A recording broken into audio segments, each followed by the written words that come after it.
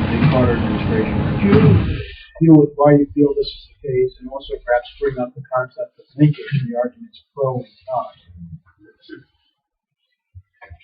Well, as I said, I think it was a failure because it was confusing. I don't want to caricature either viewpoint, but well, I don't have to. I mean, you've already what Brzezinski brought and what Vance brought.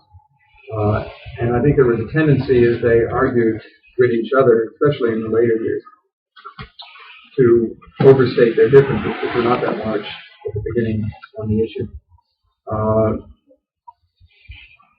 The president then never was able to put together the relative emphasis on cooperation in our mutual interest that Vance wanted, and the relative emphasis on competition that Spig wanted.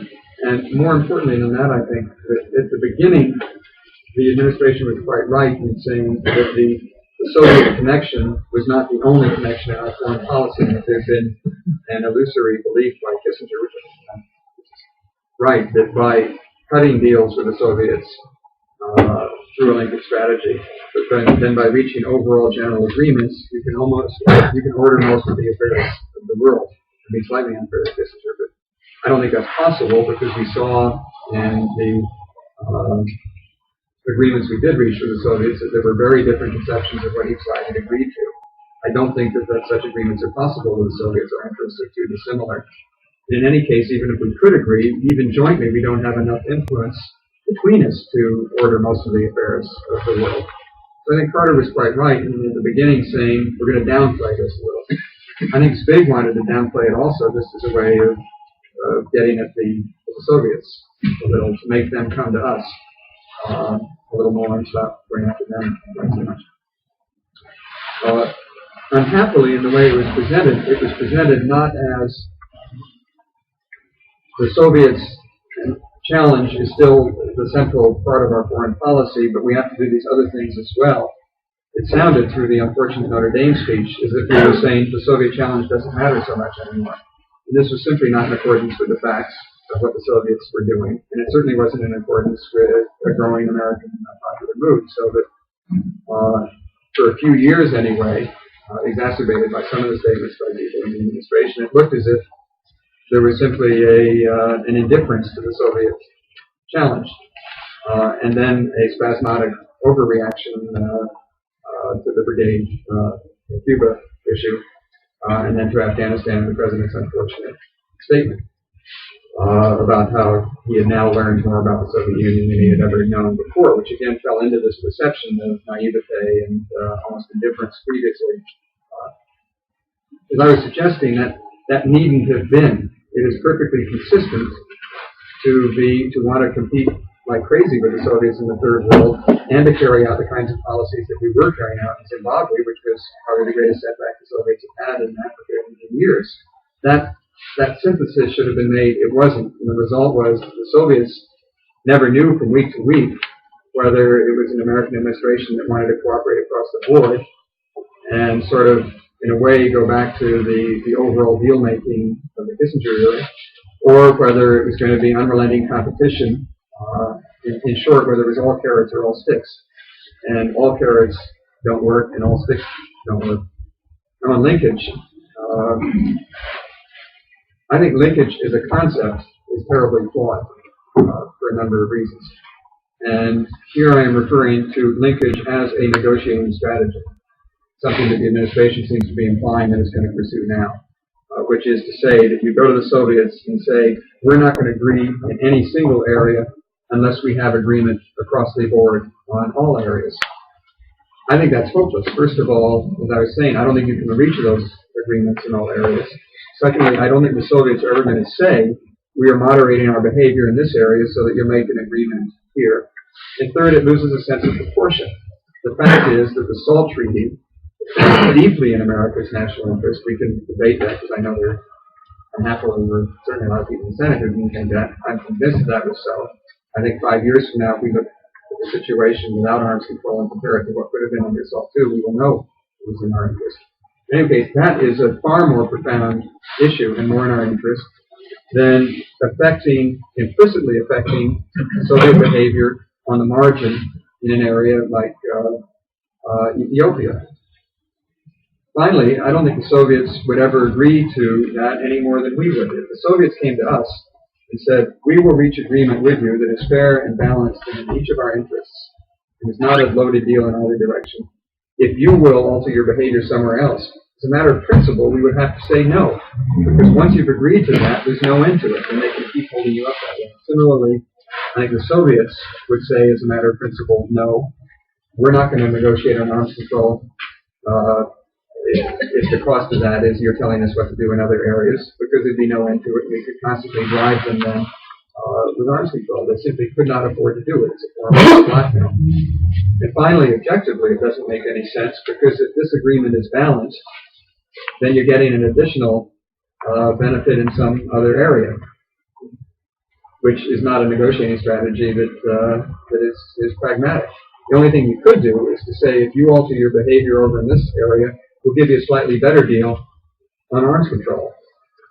And that, I think, would be highly dangerous, because we should not enter into arms control agreements or agreements on strategic weaponry, which is so incredibly important, that are not to our advantage. So for all of those reasons, both the practicality and in theory, I don't think that negotiating linkage makes sense. Now, something we're trying to get across to the Soviets, though, is that implicit linkage does exist as a fact of life. The fact is that when the Soviets fool around in Angola, or when they invade the sovereign third world nations in Afghanistan, that has an impact in the United States in public opinion. It has a political impact.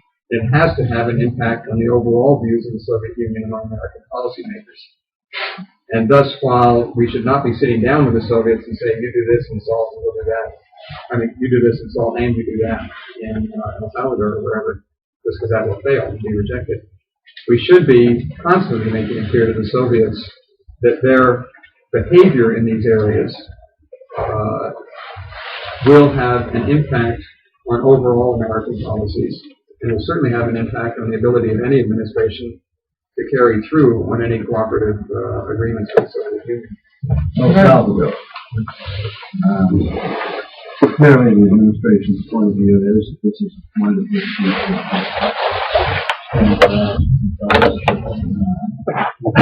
And yet, there's clearly also another point of view that Latin America is governed in too many instances by tyrannies that violate the people, and that many of these what we would call revolutionary groups are people seeking a new nationalism and a new expression of human rights and democracy. Freedom of freedom normally applaud. And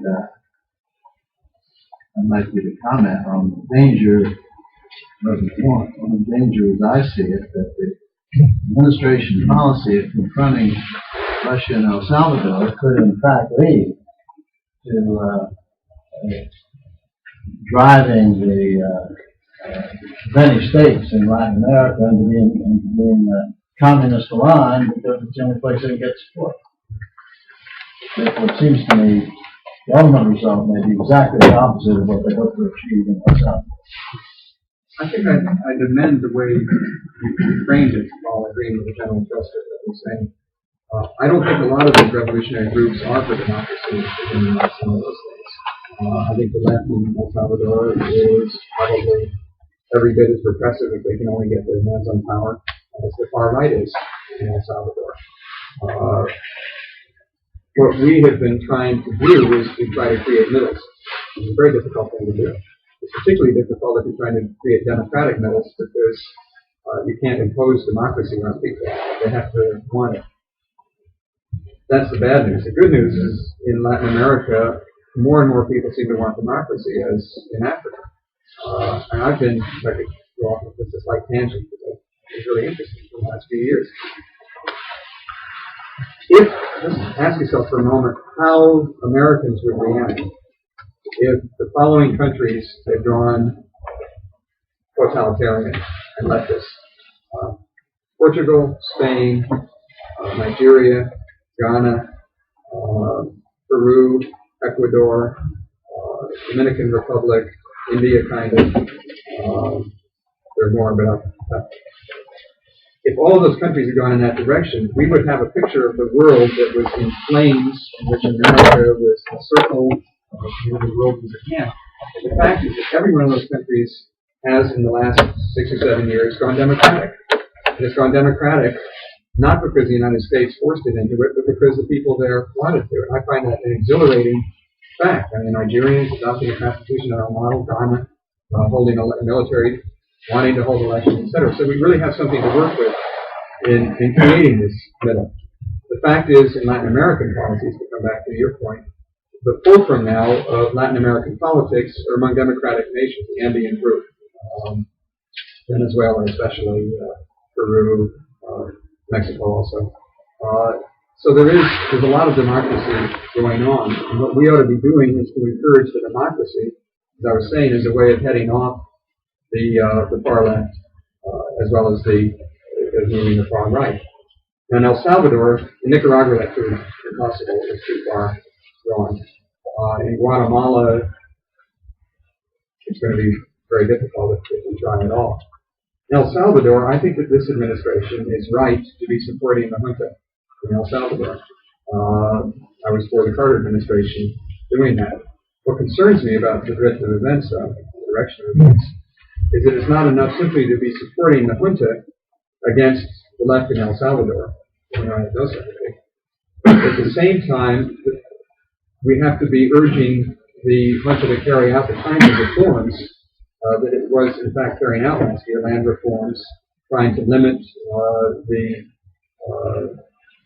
very disgusting activities of the far right military is a part of the junta that doesn't yet dominate it.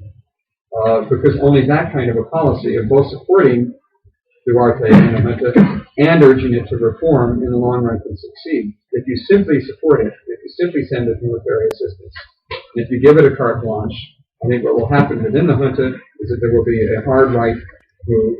The junta will cease to become arguably reformist, which has undercut the political support for the left, clearly, and will become a purely rightist, repressive government. And then in the long run, what you're saying is exactly what happened. You'll have a civil war between leftist extremists and rightist extremists, and we will lose either way it comes out. So it has to be both support and reform, and I see the support. I sure hope we see the support. Yeah, to what degree does this Vietnam analogy really out? The administration that is suggested drawing the if you had until the immense problem all worked out. He'll take care of that. In the short run, probably not. I think that a lot of support for the junta will lead to real military gains. And my concern is that the administration will learn from that, or think it learns from that you do that everywhere and it will always work. In the long run, agreeing with you, I don't think it will work in El Salvador. In the long run, I think that the left will go underground, that a lot of the moderates now who are not supporting the left will move left in reaction, and that in the long run, El Salvador is possibly not. And perhaps even more serious, then the same approach will be taken towards countries in Africa and in other areas where it won't work even in the short run. What about the strong support Mexico is giving leftists? Frankly, I don't think the strong support. I think that certainly the Mexican government does not believe that we should be supporting the junta, and a lot of European allies also believe we should not be supporting the junta.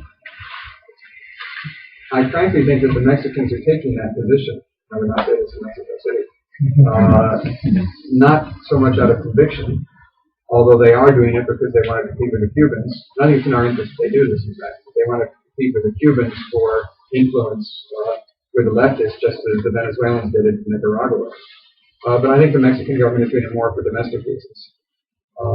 They, in the nature of their internal policies, they're irritating their own left. This is a way of making them smile on foreign policy issues because they're not going to go along with them on domestic issues.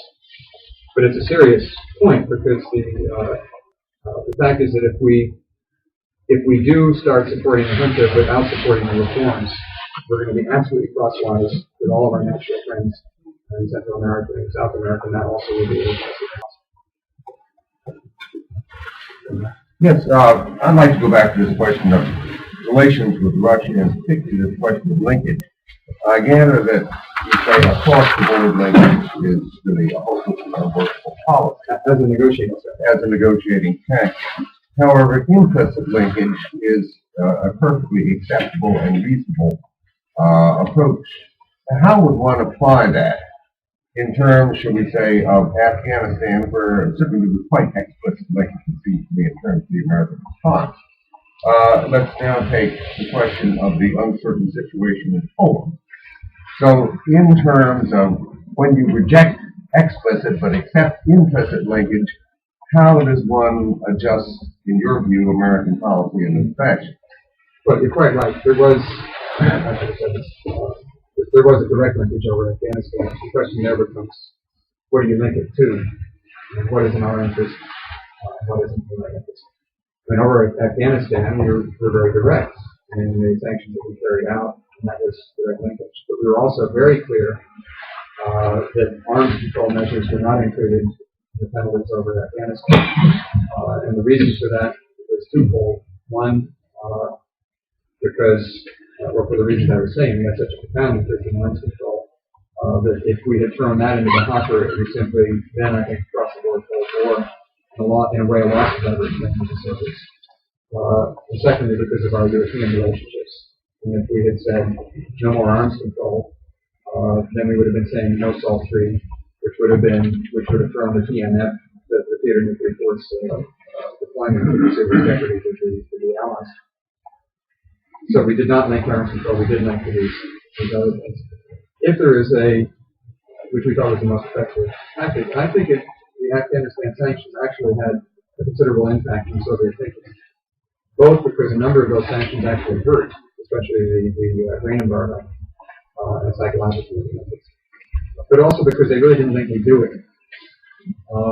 And to show them that we would indeed do it, I think was tremendously important for their thinking about Poland.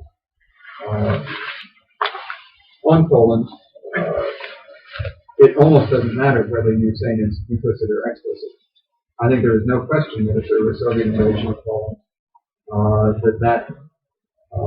that is an end to arms control negotiations. It's an end to almost all economic intercourse with the Soviet Union. And probably more important in their calculations, I don't think they're going to be moved particularly by what the American response would be, since we already are pretty general. But I think we'd be at the end of it in Europe. I think you would see a reaction in Europe far stronger than the reaction of the Czechoslovakia and the Poland was very different.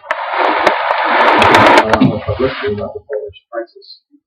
And I think that the prospect of an end to their economic, probably, at least in the short run, and political ties with Europe has to be a very, very significant factor in what has been already a higher degree of Soviet tolerance and events in Poland than I would have been today.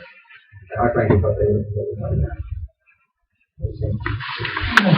More basic question. It's concerned to recognize this competition. In your view, is there a definable limit what Russia really wants? It's an interesting question. Did you all hear that? The question was whether there is a definable limit to what Russia really wants. Yeah, the world. I saw in a piece used by Robert Kaiser in the Washington Post, a very useful piece. First, he was saying that the Soviets, as a doctrinal matter, assert as a goal world domination. They assert as a goal communism everywhere. But that as a practical matter, they don't have the slightest expectation that they are going to achieve that, and would be stunned if they thought anybody seriously thought that they could. But they're not about to let that go as a vision, just as our vision should be that every country will be, Senator Query in 1930 something or other said that with God's grace, someday Shanghai will end up in the city. I think we should have the same too. And we don't expect it to happen. Soviet policy is more like, he said, is somebody running up and down, a thief running up and down a corridor in a hotel and trying every door constantly. And if a door will open, then you go in and you rip off the room. And I think that the Soviets are very much in the same position, that they will, most nations behave this way, where they see opportunities to advance their interests, where they seize opportunities to improve their power position, they will seize them. Now, happily, I think the Soviets aren't very good at this. They're tremendous at it in a military sense. In building up their military forces, they concentrate a lot on it, etc. But their diplomacy has, I think, been very, very poor in recent years. They're clumsy. They don't seize opportunities very well. And the result has been, just briefly, if you're a Soviet planner, if you're a Soviet politician in foreign policy, running for re-election, you've seen going around the world quickly, U.S. starting to rearm strongly, NATO allies starting to do more, big problems in Eastern Europe, and probably don't have the economic resources to deal with it in the Soviet Union.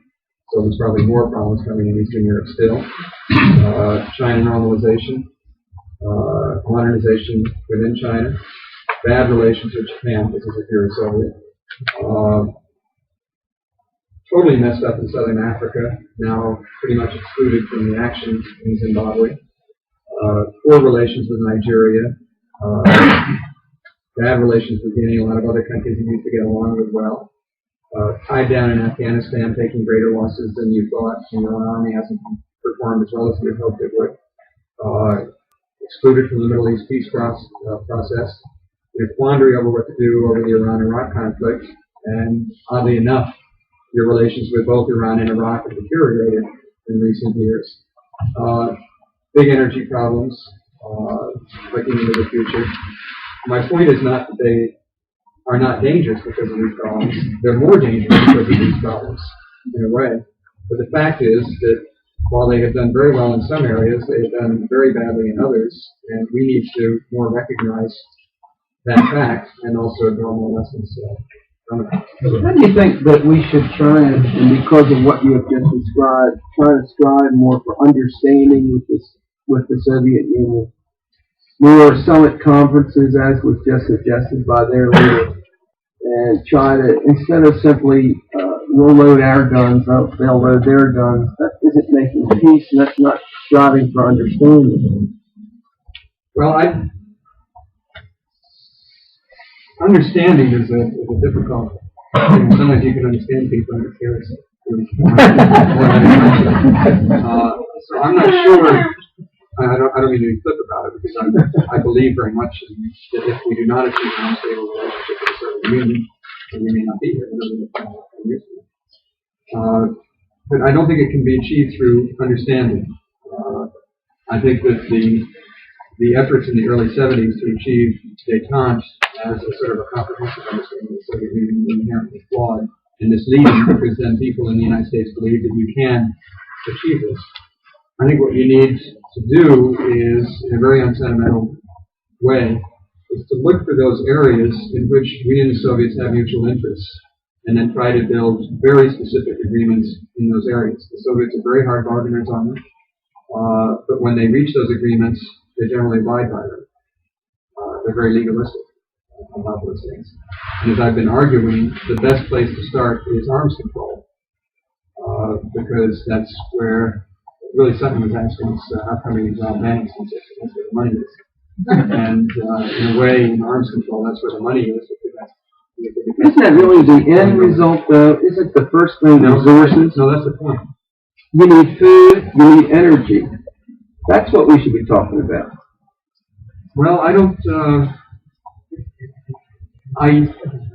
in a better world, we could be talking to them about joint projects in energy development, the food deal that was good for us, as much as it was good for them, etc. But I think that unless you show them that there are penalties for the Afghanistans, you will never build or encourage them in the moderate directions that allow us to have a political basis for the kinds of cooperation that you're talking about. This is a point maybe I should have emphasized more before. there was something of an argument within the administration, and I think there was a broader national argument as to what the purposes of the Afghanistan sanctions were. With some people welcoming them simply because they were going to hurt the Soviets, and because they maybe implied just a return to undifferentiated hostility to the Soviets across the board and ended it. The other point of view of those who are supporting the sanctions, and this is my own point of view, is that you have to have the sanctions as a device to try to moderate Soviet behavior, but that the purpose of that cannot be a return to the Cold War. It has to be very clearly put to the Soviets as part of a process in which we hope they will moderate their behavior, so that as both of us moderate behavior, we can come to the kinds of agreements that we're talking about. And I think that's the only way to proceed. I'm rather pessimistic now. I think that we are moving back towards undifferentiated hostility. And I don't think that we are looking as hard as we should be for those areas of mutual interest on which we can build. But that, I'm afraid, is a long process. It's going to be in the context of overall competition. And it's going to take a long time. But I don't see any short route through just an overall understanding. It's just not going to happen. It's certainly not going to happen in the current atmosphere. To follow up the conversation here about the U.S.-Soviet deal, I'm wondering, and you listed in your major trends, of course, the Soviet challenge, and the other three seem to be ones that tend more on what other nations, other than the U.S. and the Soviet Union, may or may not do in these two major superpowers. My question is this.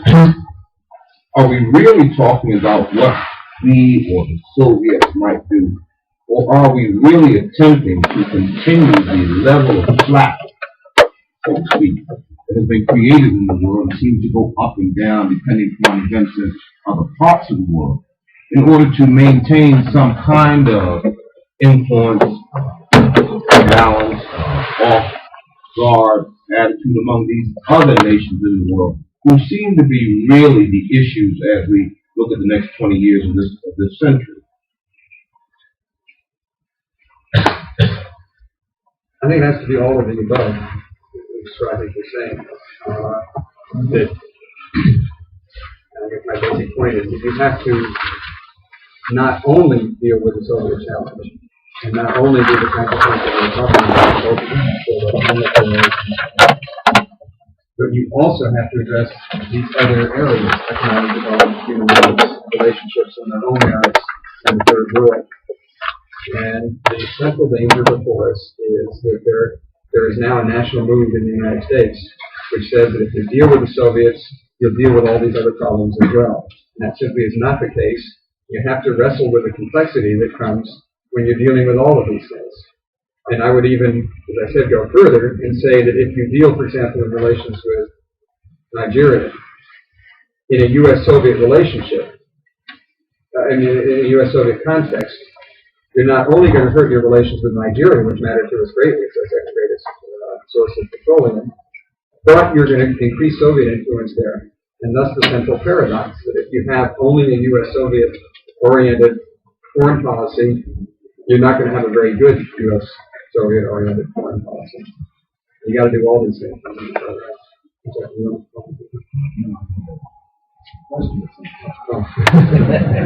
There's a theory that in the next 5 years,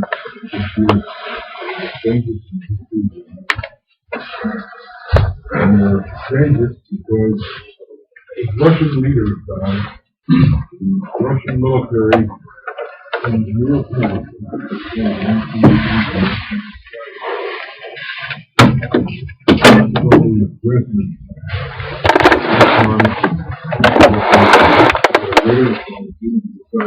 this is the time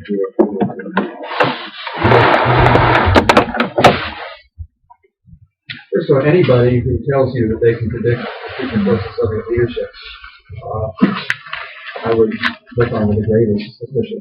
And if I tried to sell you groups, then you know exactly what they're trying to tell you. good source, nice side. Yeah, well, that's a possible theory, but nobody can know. And in fact, all of our experts have been consistently wrong. For example, we all thought 2 years ago that this Communist Party conference was going to have a lot to say about the future leadership of the Soviet Union, and it's already evident if it's not having very much to say at all, and Brezhnev is still doing his limited thing. What will happen after Brezhnev goes, my basic point is it's totally unpredictable. Nobody can know. It certainly is possible that the relative influence of the military will increase. Worse things are also possible, though. The Soviet military are certainly more aggressive, more zealous in a way than the foreign ministry, the Brezhnevs, some of the others in the leadership, but not necessarily as bad as some of the more ideological civilian leadership. So the military, an increase in military control would be a bad outcome, but not the worst outcome. My personal view is that it's unlikely. I think there is such a strong tradition of party control over the military in the Soviet Union that I think it's unlikely, in fact, that the military will assume control. At the same time, as the international situation worsens and as their perception of American hostility increase, I think the relative influence of the military within the government, even if it's not controlling it, is indeed going to rise, and will in turn then create even more American hostility. Do you disagree? Okay. No, I have a question. I think it's kind of clear. I just want to know and go to the third world. I think this is very consistent with the question and translate for General advice.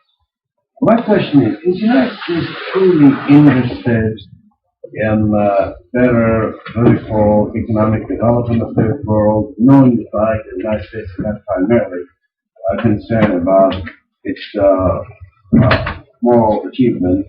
How about economics? In other words, is truly the United States government interested to see a member of the third world become self-sufficient, but truly in today's world economic self-sufficient, but independent, economically independent? And if it is truly the goal of the United States to make third world independent, stronger, firmer, standing on their feet, less prone to economic stakeholders, I would like you to hear you making a comment about to what extent the European press and to a lesser extent the American press making remarks about the part of the administration pressure and pushing and plugging for human rights in the area of Iran, which I'm particularly interested in being Iranian myself. Cause this problem? To what extent the report of William Sullivan seriously about long for that, and that doesn't medicine in the hand of the dead. To what extent we have adequate information based on reliable intelligence? How well were we prepared before we started pushing human rights? Were we aware of the fact that in the absence of shock after the U.S. in 1979, were we prepared to see were we aware of these things? The one understanding here is this: if we are going to test the human rights in other parts of the world, are we going to be more prepared to at least be more cautious in terms of anticipating what the outcomes are going to be a little bit beyond the boundary of human rights? Because, all right, I'm not so sure we accomplish anything in human rights in Iran, based on present government in Tehran. But see what happens, a large number of American and non-American entities show that. So the point is, again, number one, are we interested to see the member of the Third World War become economically independent? And if we are we approaching the whole issue on a sound, cautious, and careful basis, or just what we really are? Well, first of all, I don't think that we can have as a policy goal economic independence of the third world any more than we can have as a policy goal our own economic independence. For ourselves, 1 out of every 8 jobs in the manufacturing sector is an export. Or a job, 1 out of every 3 acres of farmland is for export.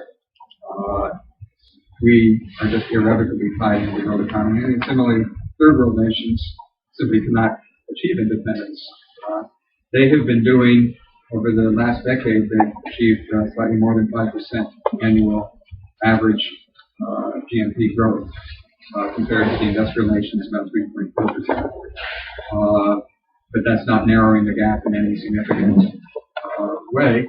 And especially as their debt problems become worse, they are going to, many of them, they're going to become increasingly dependent on the international system and especially on international trade. In fact, their health depends a lot on the health of industrial countries, obviously, for our markets. The opposite is true also. The countries of the third world are, in fact, the fastest growing markets for the United States, growing faster than markets in the industrial countries. So there's no question of independence on either side in this, and this means deeply rooted interests of the United States. As I was saying, that means that we have an interest in stability in these countries. And I believe that stability is enhanced, not undercut by our human rights policies, and that's why we disagree very much with the assumptions that you were making on Iran. It was not, in my view, our human rights policies that destabilized the Shah. That is vastly overstating American influence in Iran. What happened, I think, and this is obviously a big topic, is that the Shah himself, at American urging, over many years and many administrations, going back to Kennedy, was liberalizing Iranian society, but he did it faster economically than he did it politically and socially. And the result was that he created rising expectations among a lot of people, got a lot of urbanization without creating the political institutions that could encompass their demands for greater participation in the government. I think this is quite clear. But the result was an explosion. By the time the explosion took place, the possibilities for the United States to have very much influence at all over the situation, I think, were very limited. The fact is that we did not oppose the Shah. We did not throw him out because we thought something better was coming. As you know, to the end, we were making statements supportive of the Shah while we were trying to walk a tightrope and establish some sort of even very loose ties to moderates who might play a role, as it turns out they couldn't, in a follow-on government to the Shah, and we were trying to preserve the integrity of the armed forces so that they could play a moderating role.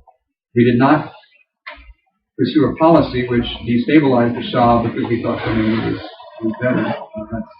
That's ridiculous.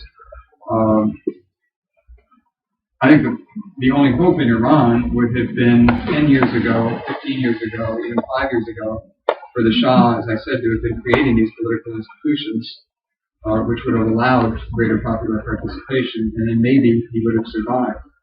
And those were his decisions, not American decisions. Well, going back to the statement that you make, it's not our business to go in by pressing the issue of human rights, destabilizing a given situation, a given state, whether it's a tiny state of El Salvador or an extremely important strategic area of the world like Iran. It's very true. But it seems to me, realizing the near cooperation between Shah on right now, long, as you said, goes way back down the Kennedy administration.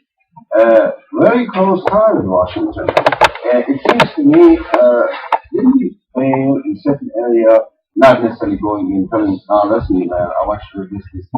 Obviously, you know, there's no nation in the world will follow the United States, no matter how little we are, and how big the United States are. But couldn't we do in a better way somehow, influencing him to avoid some of the errors that you just brought up very correctly, particularly between economic and social. You can lead a horse to the water. You can't make it drink. And certainly the Shah in the 60s and under the Carter administration knew about our concerns that if something wasn't done, exactly what would happen did happen. At the same time, where I would fault American policy is in our so loading up on armaments in our relationship with them. I mean, it wasn't our interest that he pursue the economic path he was. And in fact, it wasn't such a deal of their oil for our arms. It worked very well for everybody. But in doing that as much as we did and to the degree that we did, I think we encouraged him in the path that he was following. And maybe we could have yelled more strongly, wait a minute, is AWACS really as important to your own survival as doing something about this political situation? But I truly believe that as a, say, 2 years before his fall, the writing was on the wall. I say that in hindsight, I didn't know it at the time. Some people were predicting it, others weren't. Those who were predicting it or breaking into print everywhere, those who weren't saying it.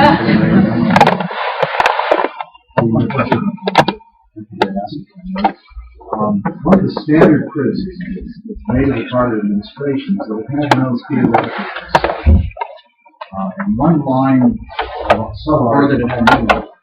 the one line of criticism was that such conceptions it had was a result of previous rhetorical criticism, first by Mr. Brzezinski over 4 or 5 years, and then secondly by the Carter campaign.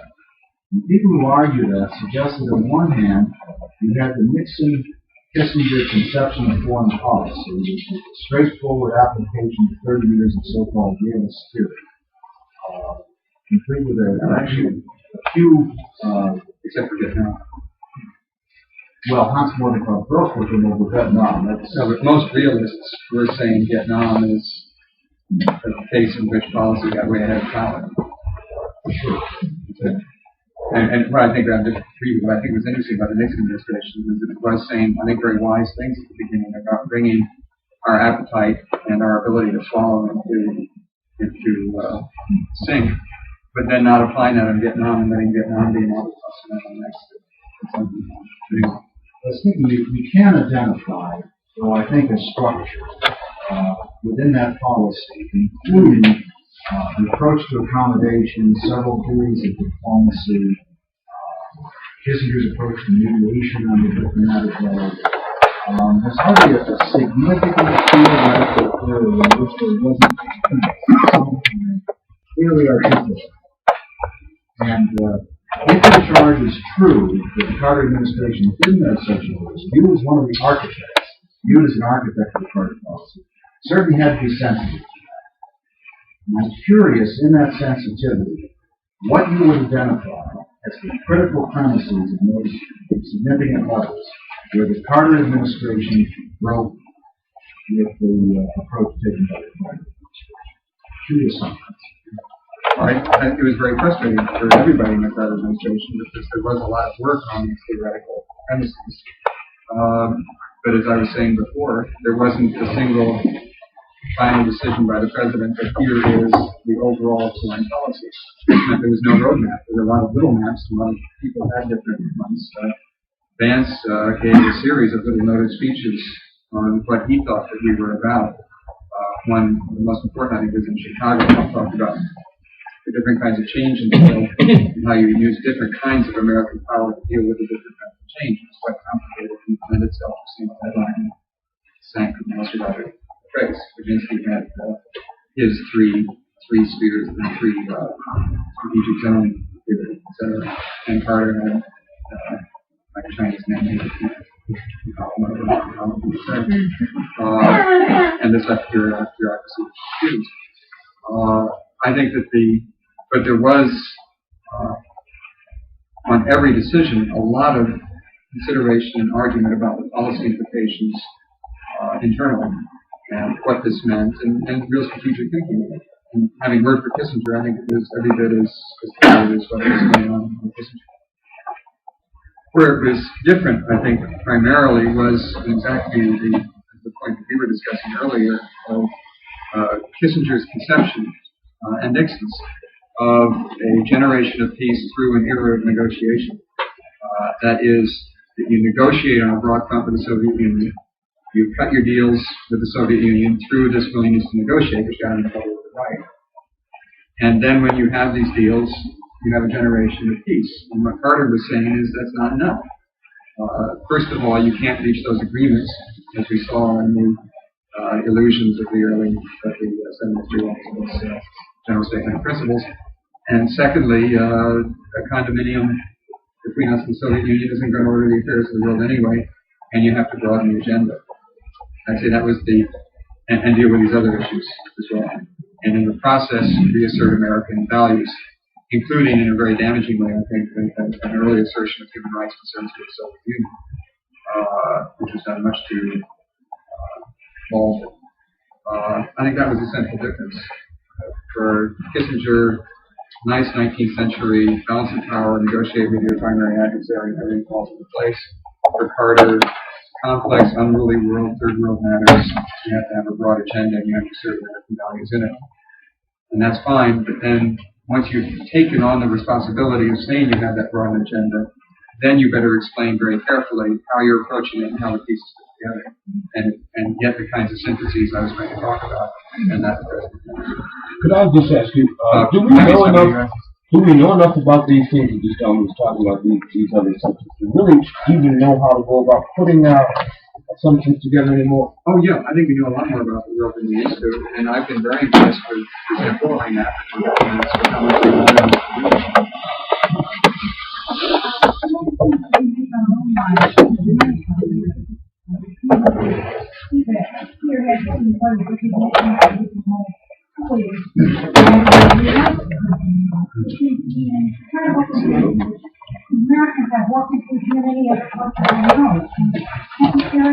I couldn't agree more strongly.